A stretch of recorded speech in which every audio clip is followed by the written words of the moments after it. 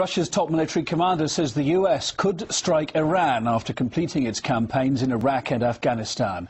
General Nikolai Makarov revealed those plans while addressing journalists in Moscow. Artisa Katerina Grachova's got the details.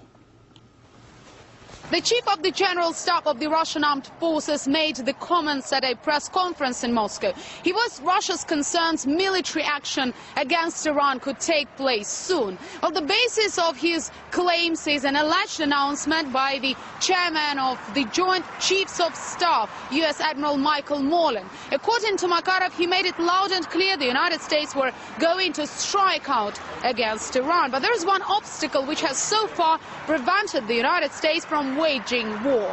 The U.S. military have clearly outlined their plans to strike Iran, if necessary. But they also realize that they are currently fighting two wars and will not be able to cope with a third. They will strike Iran only if they first conclude their campaigns in Iraq or Afghanistan. Iran has been the center of attention in Moscow this week. Only a day ago, the Israeli Prime Minister was in the Russian capital for talks with Russia's leadership. It was an attempt to get them on board yet another round of sanctions against Iran, the fourth. And it all follows Iran's claimed expansion of its nuclear program. In fact, Mahmoud Ahmadinejad has been showing a little sign of bending towards the will of his critics.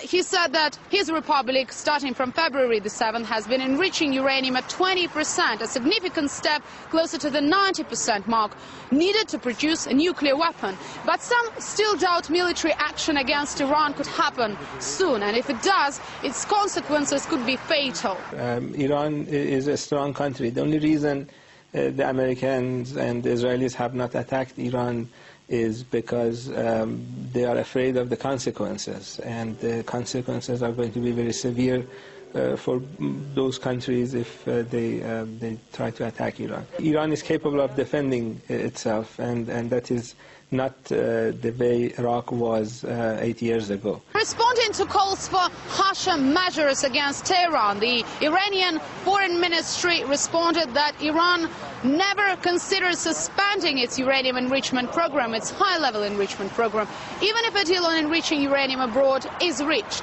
Well, some say the reaction is natural, as Iran is cornered and has to defend itself. Look at the map of Iran. The Persian Gulf is swamped with US Navy forces. There are over 100,000 troops and weapons in Iraq. There are US military bases in Kuwait, Saudi Arabia and Turkey. Afghanistan is also a US enclave.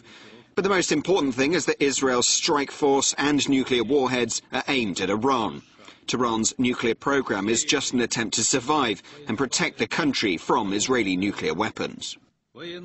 Russia isn't giving up hope a diplomatic solution can be reached. Moscow is still looking for clearer intentions that Iran only wants civilian nuclear power capabilities. And to a large extent, Russia is relying upon the International Atomic Energy Agency, the international nuclear watchdog.